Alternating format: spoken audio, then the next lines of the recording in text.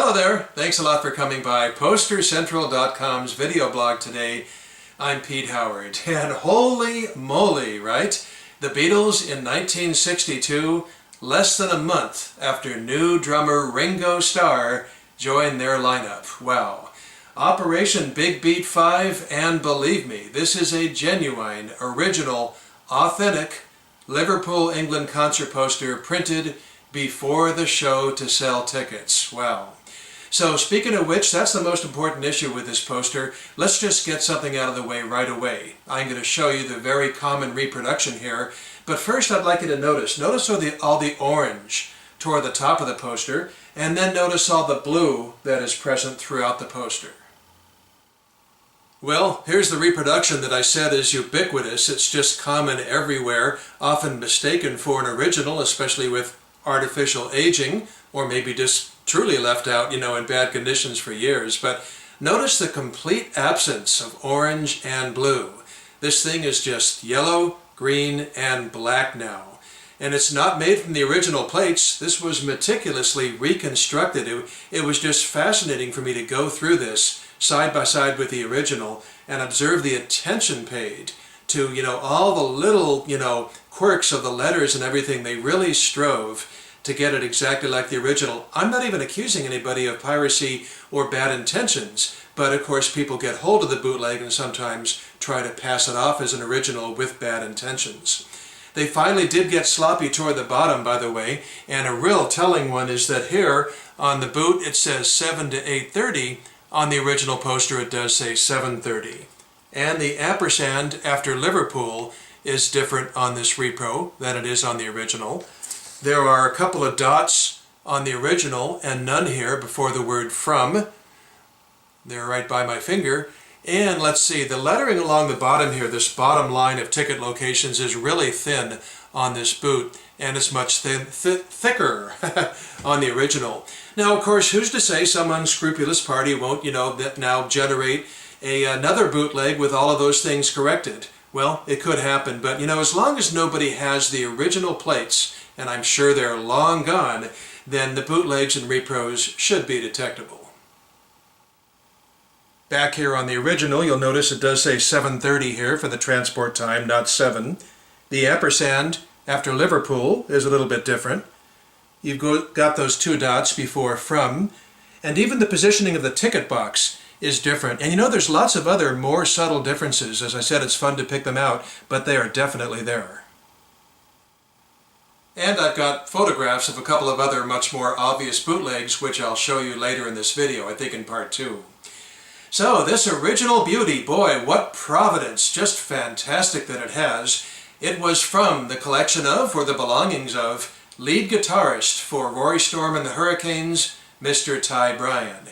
Now, Mr. Bryan passed away a long time ago in the late 60s, but he did leave behind a trunk full of stuff, and it was finally sorted out by family members, I think specifically his sister, half a century later. And that stash, if you will, also contained the beautiful 1960 Kaiser Keller, Hamburg, Germany, hand-painted concert sign poster that I've already blogged for you as well. So the lucky owner of this poster chose to just keep it exactly it was found in Mr. Bryan's trunk, and as is, complete with the blue lettering somewhat broken up. And it's kind of neat, there's even remnants of another poster or something, a notice or something, in the upper left corner there. You can see that there. It's just a, part of a couple of words, but I'm thinking it would really fit if that thing said, tickets on sale here. But by leaving these imperfections on here, you just so feel like you're standing in Liverpool in the summer of 1962. It's just such a nice feeling. Now, the only thing that snipe up there in the upper left corner covers is the entire word Leach. And of course, that's Sam Leach, the well-known Liverpool impresario.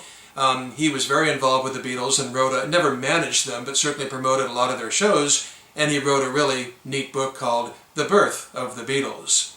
And Sam Leach threw a series of 5 Operation Big Beats in 1961 and 62, and the Beatles were in 4 of them. So let's take a real quick look at those posters.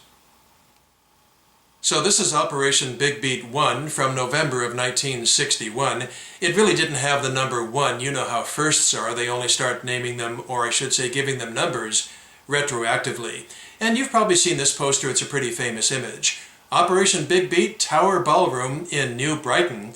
And that Big Beat phrase, you know, it was coined in America in the 50s and used for things like Alan Freed's Rock and Roll Tour of America in 1958. See that Big Beat in the red banner right underneath his name. So quite a popular phrase with British rockers, absolutely. Then you've got New Brighton, which was not really Liverpool proper. It was just across the Mersey River, but all part of the scene, sort of like Santa Monica is to Los Angeles. All 5 numbered Operation Big Beats were at the Tower Ballroom, which Sam Leach actually managed at one point. And this particular poster, number 1, extra historic, this was the day after Brian Epstein first met the Beatles by walking down the steps of the Cavern Club to see what all the fuss was about. By the way, the pictures I'm showing you of these other Big Beat posters, they are pictures, absolutely, I think I took most of them, of genuine original Big Beat concert posters, not repros or anything like that. Matter of fact, this particular one, this Big Beat one, spent 10 years when the Rock and Roll Hall of Fame in Cleveland, Ohio first opened their doors in 1995. It was on display for 10 years. Okay, this was the handbill for Operation Big Beat 2, not the poster. Big Beat 1 was such a success that Leach kind of lunged forward and scheduled number 2 just a couple of weeks later. Even Paul McCartney was imploring him, according to his book, don't hold it so soon, give it a full month, give it breathing room. But, you know, Sam knew a good thing when he saw it, and he scheduled it just 2 weeks later. So I'm guessing there was no time to design, print, and distribute a full-size poster. The handbill is all that's ever been seen. This was exactly 2 Fridays later, November 24th of 1961, and the top 4 bands did remain the same as the first one, including the Beatles being listed first. Now it's kind of funny if you look carefully, the other guitarist for Rory Storm and the Hurricanes, not usually referred to as the other guitarist, more like the star guitarist, Johnny Byrne, also known as Johnny Guitar, wrote on here, not to be reprinted or reproduced. Well, I'm proud to say Johnny was a very good friend of mine before he passed away. We spent many hours talking on the telephone, and I just want to assure you, Johnny, that I'm not reprinting or reproducing this, I'm only showing it. So, for whatever reason, Sam Leach waited 7 months for his 3rd numbered Operation Big Beat, and here's the poster, June 29th of 1962.